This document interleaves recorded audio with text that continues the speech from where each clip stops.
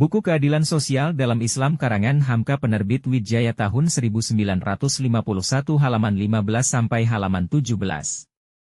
Bentuk pemerintahan Islam. Sebelum kita masuk membicarakan bentuk pemerintahan yang dikehendaki Islam, lebih dahulu haruslah kita pelajari tanggung jawab kita terhadapnya, yaitu manusia, dalam pandangan Islam. Dalam Quran Surat Baqarah ayat 30, dijelaskan bahwa Tuhan Allah menyatakan maksudnya kepada malaikatnya, bahwasanya Dia hendak melantik khalifahnya di atas bumi. Maka diciptakannyalah Adam, sebagai manusia pertama yang akan dijadikan khalifah itu, khalifah yaitu orang yang diserahi melanjutkan kehendak orang yang menghalifahinya. Malaikat mengemukakan pertimbangannya, menurut tilikan perhitungannya, bahwasanya khalifah yang akan dilantik Tuhan itu, mungkin akan membawa kerusakan-kerusakan dalam bumi dan menumpahkan darah, sebab dia terjadinya daripada daging dan darah, yang menjadi sarang daripada nyawa. Sedang malaikat bukanlah begitu kejadiannya.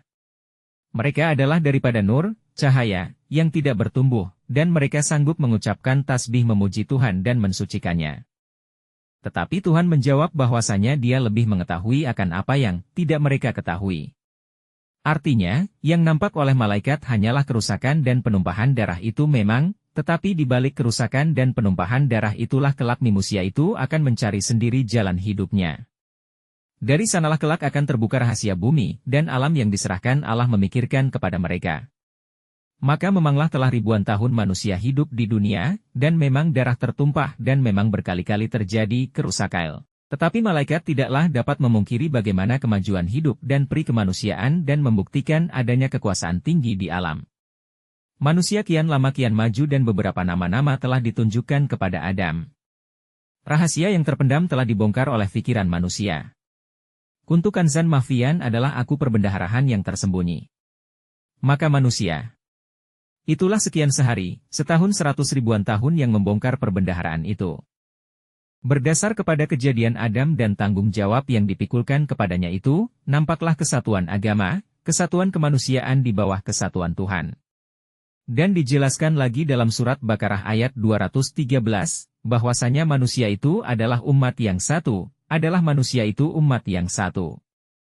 Maka diutus Tuhanlah kepada mereka nabi-nabi membawa kabar suka dan ancaman, dan Tuhan turunkan bersama mereka kitab-kitab dengan kebenaran, supaya Dia menghukum di antara manusia, dalam perkara-perkara yang mereka perselisihkan. Di ayat itu dijelaskan pula terjadinya pertikaian dan perselisihan, adalah setelah kitab itu datang. Karena keingkaran belaka. Maka Tuhan memberikan petunjuk kepada orang yang percaya sehingga terbebas dari pertikaian itu, karena ingin akan kebenaran. Jadi amat berat dan amat mulialah beban manusia ketika dia dianugerahi hidup dalam dunia ini. Mereka semuanya dipandang satu, dan sama-sama memikul tanggung jawab, hendak menyempurnakan kehendak Allah di atas bumi. Mereka semuanya adalah khalifah Tuhan di bumi. Beban manusia, menjadi khalifatullah itu dikuatkan pula. Dalam ayat yang lain, yaitu dalam surat An-Na'am ayat 165, penghabisan, dan Dialah yang menjadikan kamu menjadi khalifah di bumi, dan diangkatnya derajat setengah dari yang setengah, supaya diberi ujian, kamu pada barang yang diberikan atas kamu itu. Dalam surat Fathir, ayat 39, dan surat Ar-Ra'af ayat 68 dan 73. Dalam surat An-Naml, ayat 62, dalam surat Yunus ayat 14. Dapatlah dibuktikan sangkut pautnya dan kuat menguatkan di antara ayat-ayat itu, bahwasanya, manusia seluruhnya adalah khalifah Tuhan. Oleh sebab hendak memikulkan tanggung jawab itulah maka Tuhan mengutus rasul-rasul dan nabi-nabi dengan membawa beberapa kitab. Islam mengajarkan bahwasanya isi maksud kedatangan nabi itu semuanya adalah satu, yaitu menuntun peri kemanusiaan tadi, supaya dia dapat membayarkan wajibnya yang berat dan mulia itu, rahasia. Kedatangan para anbiya dan rasul-rasul adalah satu.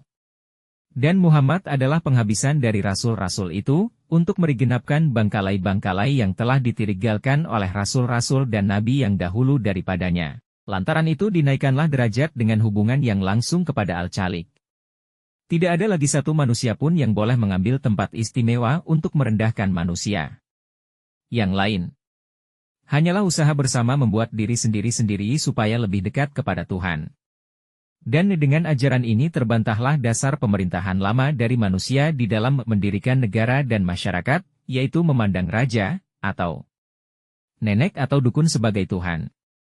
Oleh sebab itu maka Islam menganjurkan supaya manusia berusaha senantiasa mengambil pecah-pecahan daripada sifat-sifat Tuhan, ittasifu bi sifat ilahi. Bersifatlah dengan sifat Tuhan.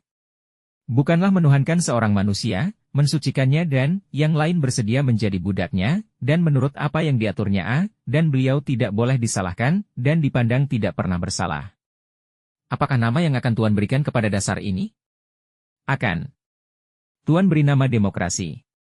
Benar, dia demokrasi, tetapi lebih tinggi dari demokrasi.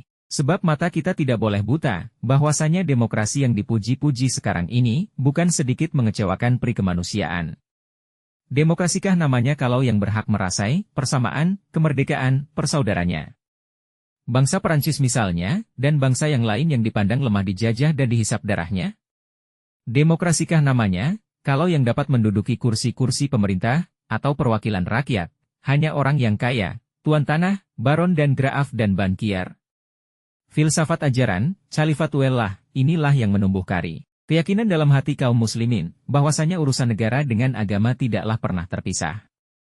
Dan urusan kerja usaha jiwa dan badan, rohani dan jasmani tidak tercerai. Apatah lagi, kepada mereka dijelaskan di dalam surat Nur ayat 55 janji Tuhan. Telah berjanji Tuhan Allah atas orang yang beriman, percaya, dan berbuat kebajikan di bumi, bahwa mereka akan dilantik mencari khalifah di bumi, sebagaimana telah pernah dilantik pula menjadi khalifah orang yang sebelum mereka, dan akan diteguhkan bagi mereka agania yang telah diridlai Allah untuk mereka, dan akan diganti ketakutan mereka dengan keamanan. Mereka semata-mata menyembah kepadaku dan tidak mempersyarikatkan daku dengan sesuatu apapun. Tetapi barang siapa yang ingkar sesudah itu, maka itulah orang yang fasik, perusak. Dijelaskan pula untuk meneguhkan iman kepercayaan mereka di ayat sesudahnya, bahwa mereka tidak boleh putus asa jika melihat orang kafir beroleh kekuasaan di bumi. Dan janganlah kamu sangka bahwasanya orang-orang yang kafir, ingkar akan kehendaki Tuhan, akan sanggup menguasai bumi, perjalanan.